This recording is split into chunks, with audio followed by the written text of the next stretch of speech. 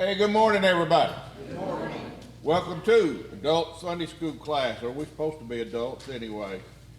Here at 7th Avenue Baptist. We are in the book of Luke, plodding right along. We are at chapter 22. We are now at Thursday night of the Passion Week. In fact, we're at that part of the Passion Week, that part of Thursday night, where we're about to finish the Last Supper. In fact, this will be like the last teachings, and then they're going to walk out of the room and go to the Garden of Gethsemane next week. We know what happens there. He gets arrested, right? He goes to pray and tell them what. That's it. And they all go to sleep on it. You're right. Well, that's coming up. Well, let's finish up the Last Supper today. We know that at the Last Supper, we've seen the disciples. They were discussing, well, who's bad enough to betray Jesus, because he said, one of y'all will. And they went from talking about who was bad enough to what? Who was most important? Yeah, who's the greatest of us? Who's the most important? They went from one extreme to another. And then Jesus talked about, and I love the word, a paradigm shift in their way of thinking. I looked that word up because you hear it a lot on that Gaia channel. Uh-huh. And I looked it up, and it says a fundamental change in basic concepts, Uh-huh. practices, or underlying assumptions of a discipline or society. Yeah. Basic change is A the, basic change. that's the key to it. In other words, it's like, I'm gonna go 180 degrees is that basic change. Yeah. Good definition, thank you. So he taught them about servant leadership. And then we started 2 weeks ago, Jesus warned Peter that, you're gonna have a You're gonna fall, you're gonna fail, you're gonna falter. And then today we'll see Jesus calls the disciples to readiness. All right, so this week today, we got to talk more about the failure and a warning about how things are going to change. Our word of the day was what? Failure. Failure. We won't really finish the concept today. We'll take a break from it. We got about 12 or 15 verses between the time Jesus says, Peter, you're going to fail, and the actual failure. So we're not through with the idea yet. Be brave, be patient, and then he's going to be a coward. Oh. In our harmony chart, we're right there where Peter's fall is foretold. That's where we're at. We know if you want the full Last Supper scenario, you want to go to the book of John. John 13 through 17 gives a lot more detail about the Last Supper than Luke does. And so like I said, today will be the last day we study the Last Supper. And just reflecting on it, the prediction about Peter, how many times is he going to deny? Three times. So the prediction about that 3 times denial, it's taught a lot. You hear a lot of sermons about that, don't you? You hear about it in Sunday school and from the pulpit. But the last teaching Jesus has at the Last Supper, you don't hear about a whole lot. And that's where we'll spend most of the time today. A lot of times when Jesus teaches, he uses a contrast. You know, you compare this to compare to that. And that's the last teaching. So here's what we've looked at. And let's summarize it for just, 3 minutes maybe. And the Lord said, Simon, Simon, what can you tell me about Simon? His old name. Peter. Yeah, this is Peter, and this is his old name, Simon, Simon. And The nickname was the rock, that's right. It says, behold, that word behold, it was in there, it doesn't add anything to the teaching, it's just there for emphasis. Satan hath desired, hey Tony. Hey there. Satan hath desired, is desired a strong or a weak word? Strong. It's in the Greek, it's a very strong word. In fact, it's more like demanded. Satan has demanded to have you. Is that singular or plural in the Greek? It's plural. So we would have put the word in there, Satan has desired to have y'all. The plural. Yeah, all of y'all. Not just you, singular, but you, plural, y'all.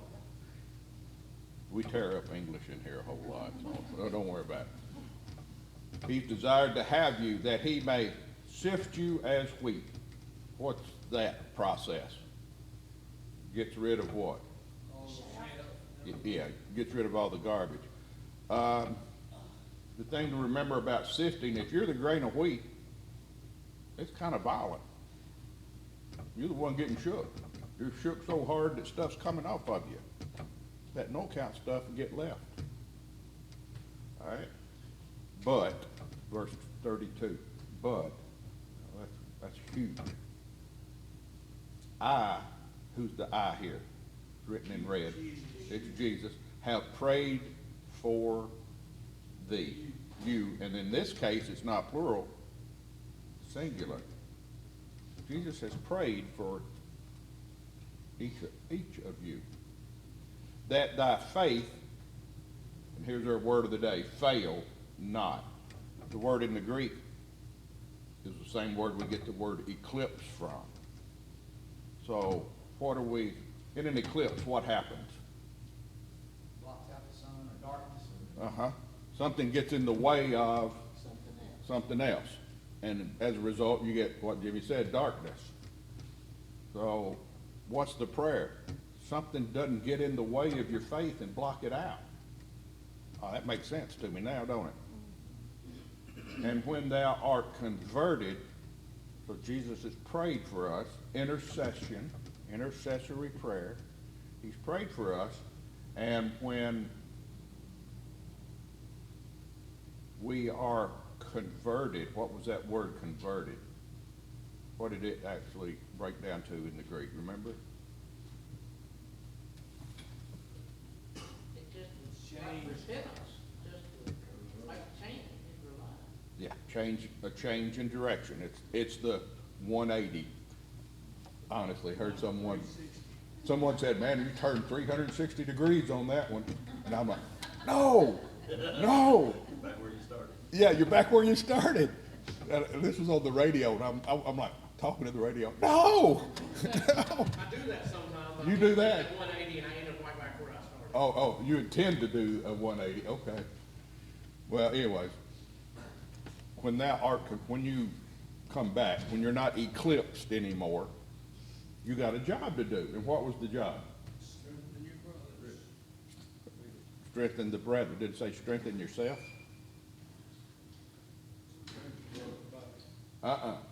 It says the others. I mean, we've seen this before. Who comes first? God. Who comes next? Others. Who comes last? Me. There you go.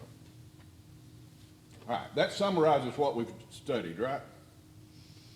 Kind of a real quick brush through. All right.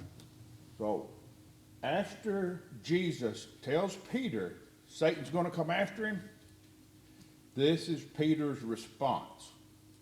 I didn't know whether to use the word bravado or macho or what, but this is Peter's response.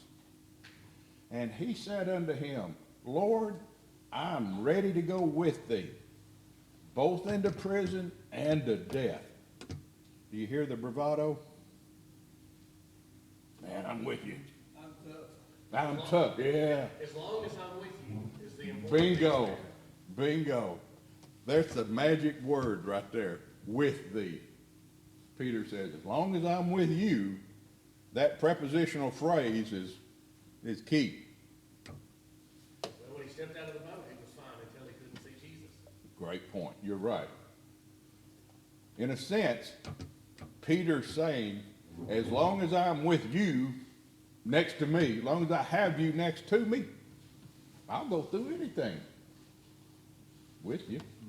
Well, it's kind of like you know, when you're at church, Mm-hmm. you're with all your Christian friends. Uh-huh. Oh, you just don't have any problems about being good. It's when you walk out of here and meet the world. Yeah. Are you saying you get sifted as you go out the door? Yes, Okay. you get sifted as you go out the door. You're right. Good point. Got a screen on the door, hadn't it, And I don't live far away. Peter knew, y'all had just pointed out, Peter knew that Jesus had limitless power. He's seen Jesus heal the sick. He's seen Jesus raise the dead. He's seen Jesus change the weather, change the environment. He's seen Jesus escape death before. You know, just walk through the crowd and disappear. Well, Peter knows. Yeah, Jesus, as long as I'm with you, I'm good. But a little later evening in the garden, when the temple police, they show up to arrest Jesus, Peter's still feeling brave, remember? He grabs a sword, and what does he do? Yeah, he lops a fellow's ear off. He's got to be feeling brave. I mean, here's the group from the police. They're out there, and he grabs a sword and starts swinging. He's got to be feeling brave. He done the same thing when he got out and walked on the water. He did. We'll see later that Peter acts differently once Jesus gets arrested. Once Jesus is not physically standing right next to him, Peter's not as brave. In fact, what was our word of the day? That's where it happens. When Jesus is not close by. What was your bumper sticker? Is Jesus, you following Jesus this close? Peter could have used that bumper sticker. Are you following Jesus as close? Yeah. That's what it said. What, okay. But as long as Jesus was close, he's brave. But Peter's the one that done the separating, I mean, he distanced himself, right? All of them did. You're right. All right, the next verse. And he said, I tell thee, Peter, the cock shall not crow this day. Before that, thou shalt thrice. We don't use that word a lot. What does it mean? Three. Yeah, 3 times. Deny that thou knowest me. Now, what did Peter call him before? Oh, excuse me. I just gave away the answer. What did Jesus call Paul? He called him Simon. Simon, Simon. Satan has, but now he's looking at him and he calls him Peter. I tell you, Peter, this is the only time in the gospel record that he actually addresses this disciple as Peter. Maybe he's hoping if he'll call him by this nickname, he'll start acting like that nickname. And Peter, from the Greek Petros, which is rock. Yeah, he's supposed to be the rock, a foundation. You didn't know Rocky was in the Bible, did you? Well, that's Peter. His nickname is Peter. His name was Simon.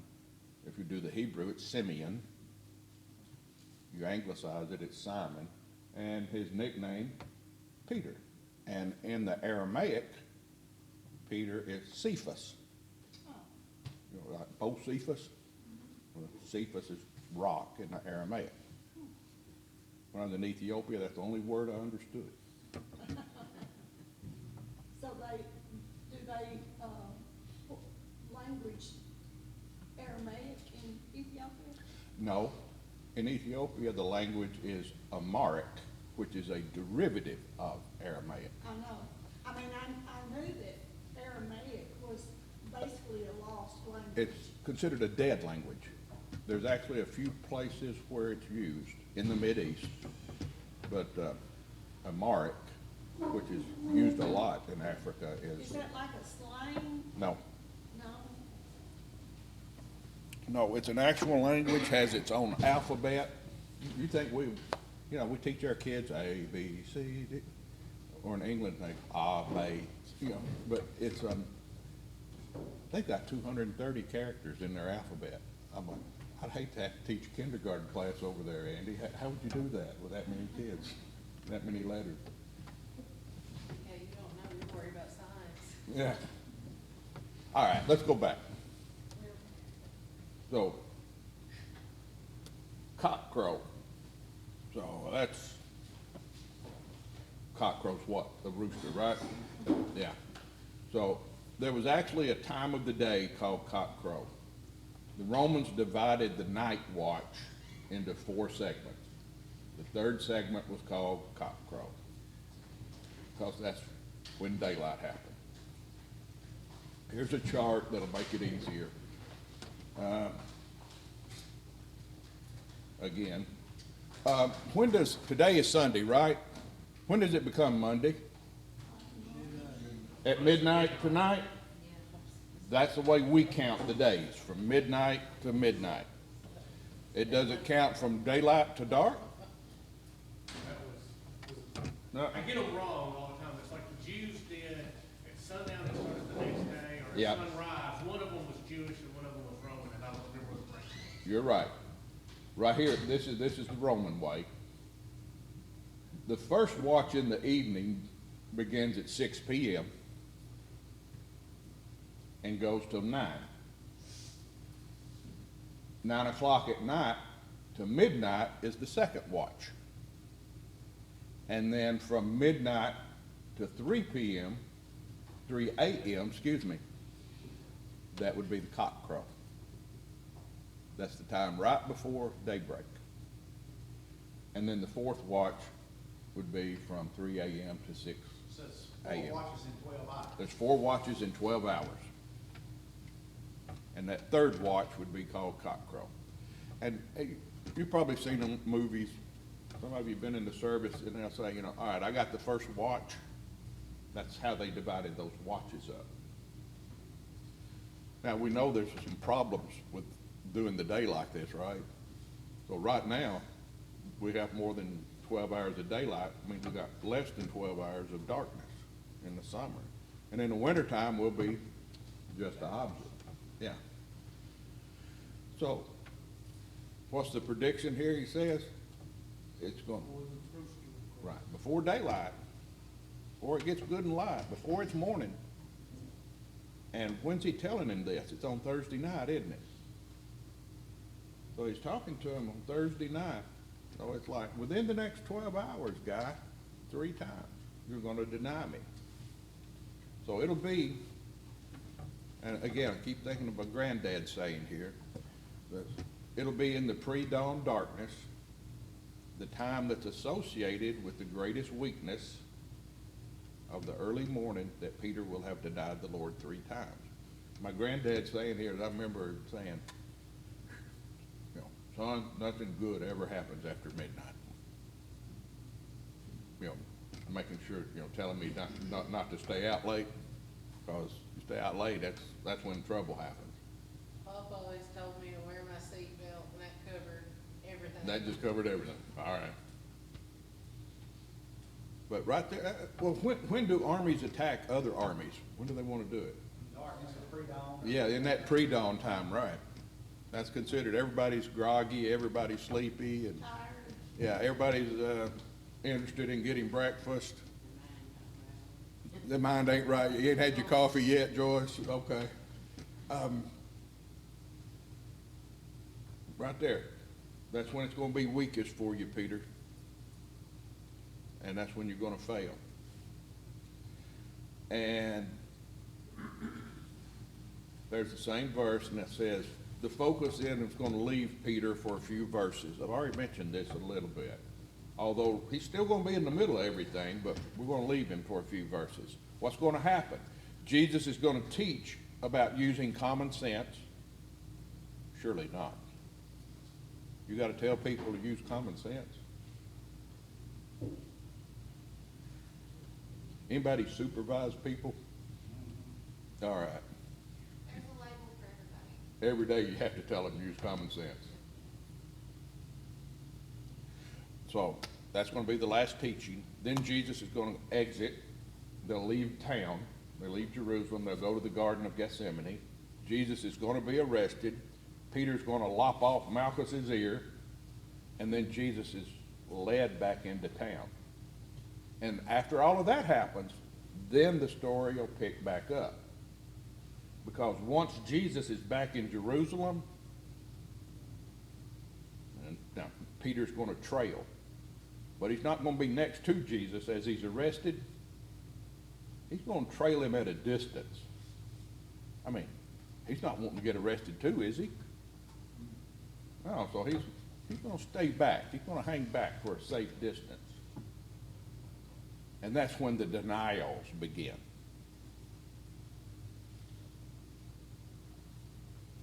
And I said I wasn't going to jump ahead, but I had to. By the time we get to verse 61, Jesus has been arrested. Peter has already denied him 3 times. And it says, and the Lord turned. Jesus is going out of the courtyard into a building. He stops, he turns around and looks. And he looked at Peter. And Peter remembered the word of the Lord, how he had said unto him before the cock crowed, thou shalt deny me thrice. And Can you imagine how he felt? I can tell you how he felt. And Peter went out and wept bitterly.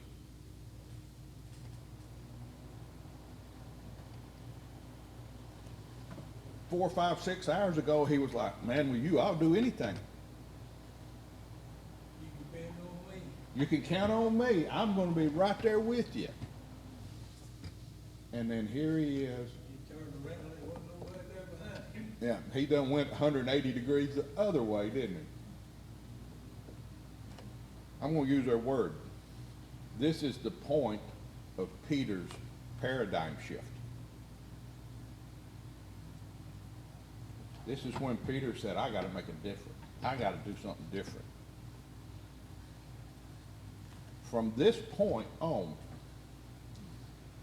Peter is different. Peter becomes a mentor leader. Now, typically, what's Peter known for? Being rash. Opening his mouth, putting his foot in his mouth, right? You don't see him doing that anymore. You'll still see him speaking up. But he's speaking up as a leader, not as, saying something stupid again. You see Peter change from this point. What did I say? No more rash words, but words of wisdom. Go read 1st and 2nd Peter. This is the Peter that wrote it. He's doing nothing but coaching us, y'all, in those 2 books. You don't see stupid stuff there. You don't see him in awe and amazement and acting goofy. He's had a paradigm shift. From this day forward, he's a different Peter. He was already a disciple. I mean, who leads the church through the first 8 chapters of Acts? It's Peter. It's Peter. That's right. He didn't just become a Christian at this point. He was already a Christian. He already had huge amounts of knowledge. But he said, I got to do different. That's the paradigm shift. Do we as individuals get days where we have a paradigm shift? We should. There should be times when we say, I'm not going down that road no more. Or it don't matter what gets, I'm going to do what's right. Yes. I don't hear Peter preached about this. But this is where he had a difference. Now, let's go to that last lesson. What's the little symbol at the first, right there? And it means what? Paragraph, change of thought, that's right. And he said unto them, this is Jesus, and he said unto them, I forgot about this one. Remember, 7 times at the Last Supper, this phrase gets repeated. And he said unto them, and he said unto them. Why does that get repeated? Anytime something's repeated, it's done for emphasis. It's done for emphasis. In other words, heads up. Pay attention to this. Guys, make sure you catch this thought. Make sure you get this. And he said unto them, when I sent you without purse and scrip, what's scrip? Money, and shoes, lacked you anything? And they said nothing. Well, you got to have a little history lesson here, right? When did he do that? He told them to go out in pairs.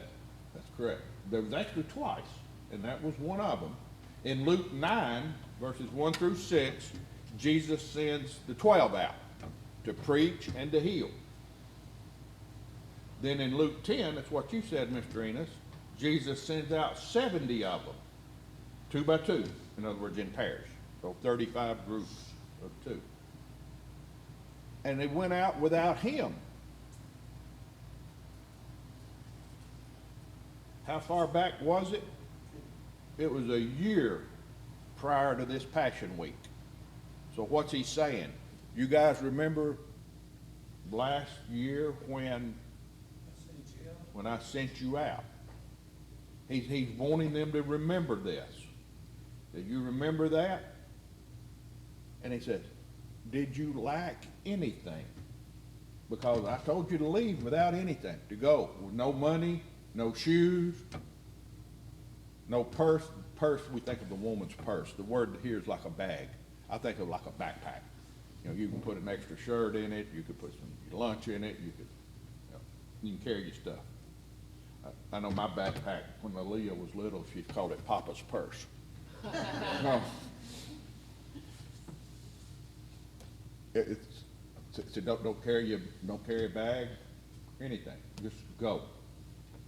And he said, did you lack anything when you left like that? No, we didn't. Didn't miss any meals. No, we stayed warm. Yeah. So why is he bringing this up now? He's wanting them to know they can go out by themselves and do what they're supposed to do. Yeah, they're about to be by themselves, aren't they? That he doesn't have to be there to carry out his work. Right. Y'all all over it. Jesus is making a point here. And he does it by contrast. And he starts out with this contrast saying, remember how it was before? Remember how easy it was?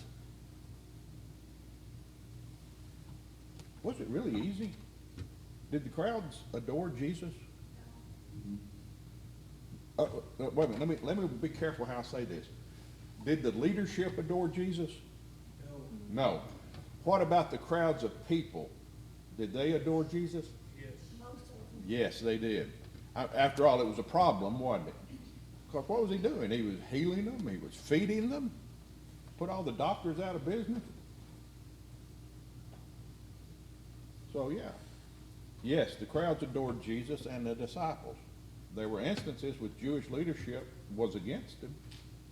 But for the mass of people, they wanted Jesus around. Aunt Myrtle gets sick, take her to see Jesus. I wish he would come around and go through us. Well, yeah, you know that story. We've talked about that. Yeah. So Jesus says, remember this. And then the next verse. Then he said unto them, there's that phrase again. He said unto them, but now, there's my contrast. How it was when I sent you out, but now, something's getting contrasted. He that hath a purse, let him take it. That's opposite, isn't it? And likewise his script. So if you got money, now you take it with you. And he that hath no sword, let him sell his garment and buy one. So that word "but now." In other words, it's gonna be different. We got a contrast set up.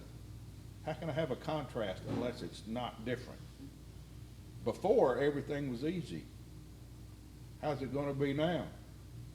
It's gonna be hard, yeah. Well, he that hath a purse, let him take it. Yeah, in Luke 10, so he said, neither purse nor scrip nor shoe. Just the opposite. Now he's saying, do carry a bag, do have some money.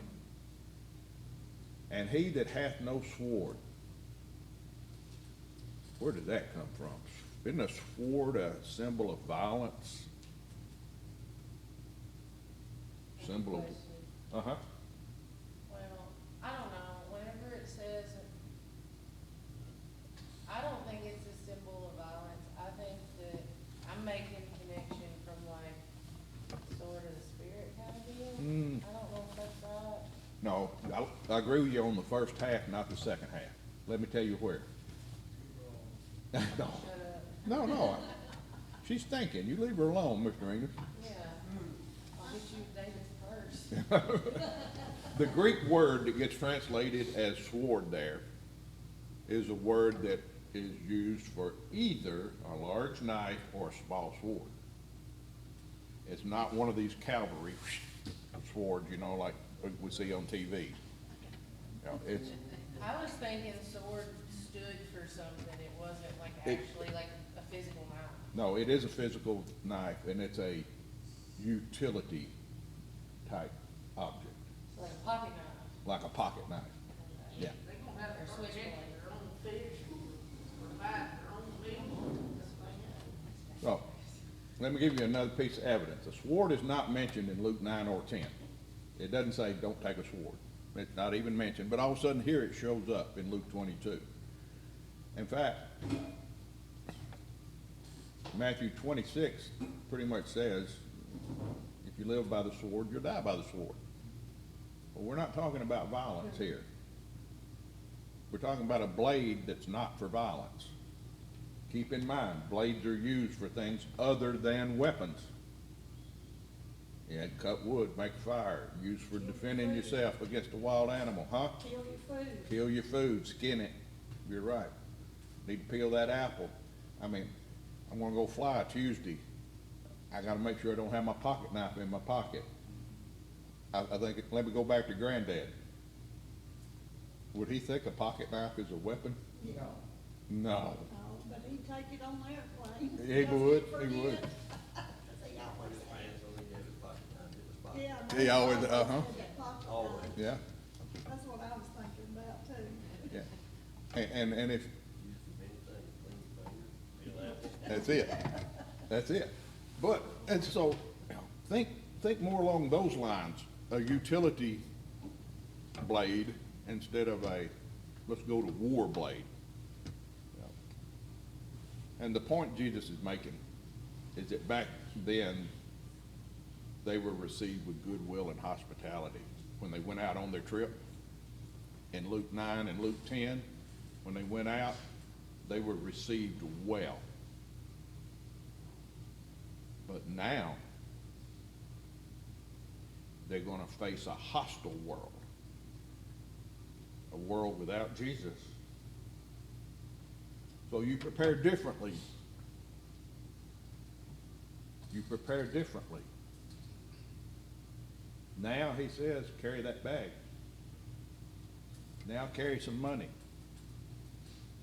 Have you a pocket knife? Have you that short sword? Have you a blade? It's going to be different. That's the contrast.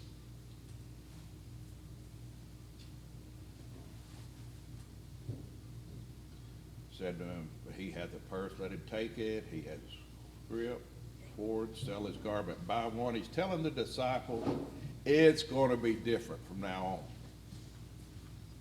It's gonna be hard from now on, And it is. and it is. And remember how John, if I run to there, they got 4 chapters of Last Supper teaching. John 15:18, Jesus says, if the world hate you, know that it hated me before it hated you. And this is what Jesus is telling the disciples. You're going to start experiencing that hate. They hated Jesus as bad enough they killed him, right? We'll start killing them too. Yeah. Yeah. In fact, how many of the disciples died of old age?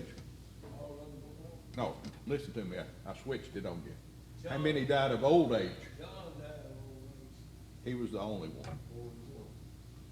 How did the rest of them die besides Judas? They were martyred. They were martyred. They were all killed for their faith.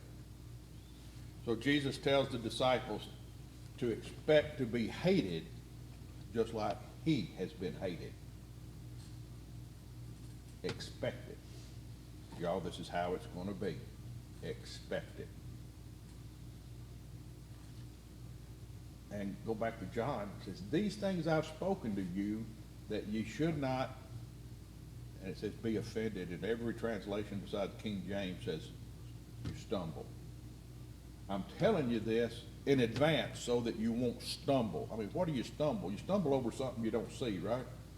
Oh, I wasn't expecting that table to be there, so I stumble over it. Well, if I know it's there, I'm not going to stumble. That's what Jesus is saying. I'm telling you this so you won't stumble. If I boil it down in a sentence, Jesus is telling the disciples, there's a change coming. I'm leaving, and this is what you're going to face. It's not going to be all rose-colored glasses. It's not going to be, what? It's gonna be pretty. Yeah. I'm leaving. Things are going to change. And it's going to be different. And was it for him? It sure was. Yes. It sure was. For I say unto you, there it is again, for emphasis, that this that is written must yet be accomplished in me. Anytime you see something where it is written in the New Testament, what's it talking about? Talking about somewhere in the Old Testament, that's right. And it's written, that's Isaiah 53:12. Now, cool note, Isaiah 53 gets quoted 41 times in 15 different New Testament books. You think that's a cool chapter to study? It is. You want to do a Isaiah 53 study? Do it. It's not but 12 verses long, 12 or 14 verses long. I think it's 12. And another note, 20 times in the 12 verses of Isaiah 53, it refers to God treating Jesus as a sinner. Whoa, where'd that come from? When he put him on the cross. That's it. Why did God treat Jesus as a sinner? Took care of our sin. It takes care of our sins. That's right. That's the whole intercessory part of that discussion. That's good. Good job, Mr. Enos. And he was reckoned among the transgressors. Verse 12b out of there says, and he was numbered with the transgressors, and he bare the sins of many. Yeah, Jesus died for our sins, right? That's he bare the sins of many and made intercession, the intercessory death, for the transgressors. Here, Jesus explicitly says he is the fulfillment of Isaiah 53. I mean, these are good Jews. He's in Jerusalem. He's got these disciples. These are good Jews. They know Scripture. For them, Scripture is the Old Testament. They know Isaiah 53. They know the Messiah is coming. They know that he is intercessory offering for the sin debt. They know all of this. And Jesus says, that's me. I'm that Isaiah 53 example.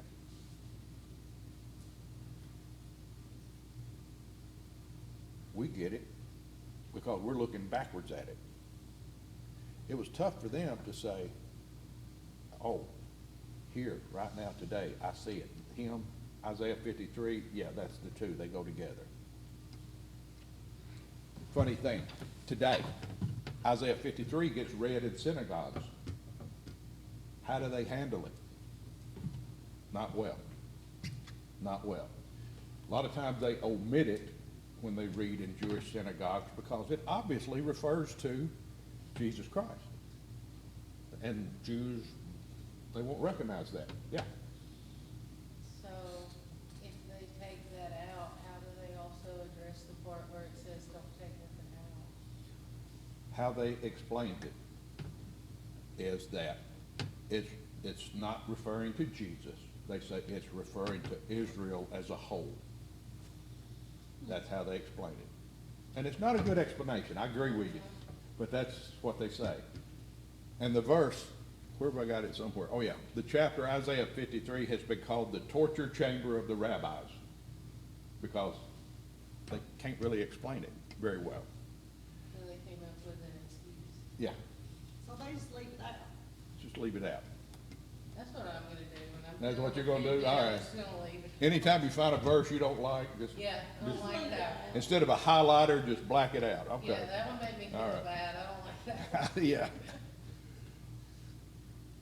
For the things concerning me have an end, the last part of that verse. In today's language, it's like saying, this will all be accomplished soon. That's what Jesus is telling them. Isaiah 53, it's happening now. It's gonna happen. So God treated Jesus like you and I deserve to be treated, so that God could treat us like Jesus deserves to be treated. Ooh, I love that quote. I don't know where it came from. It wasn't original with me, but I love it. God treats Jesus like you and I deserve to be treated. He goes to the cross. He dies. So that he can treat us, so God can treat us as sons of God. Last verse. And they said, Lord, behold, here's 2 swords. And he said, it's enough. When offered the swords, Jesus said this, meaning, enough of this kind of talk. Enough of the lessons. He's ending the conversation by saying it is enough. Not by saying, oh, 2 swords are enough. What are 2 swords going to do, y'all? We didn't need 2 swords. He don't need it. You're right. He could call out these names. Yeah. But you hear people say, 2 swords is going to be enough. In fact, the Catholics have run with this, and I don't have time, but they've run with this and made a doctrine out of 2 swords, that they have authority to do things. But Jesus' answer says, okay, enough of this. It is enough. So Jesus ends the conversation. So what are we at? Where are we at? We're at the end of the Last Supper. It is enough. That's what Jesus says. Next week, we'll go to the garden. I am 3 minutes late. I'm sorry. Let's close. Lord, thank you for the day and all the blessings. Forgive us where we fall short. Bless our pastor, Lord. Give him ease of deliverance, us receptive hearts to your word. Help us, Lord, to do better. And all God's people said, amen. Amen. Thank y'all.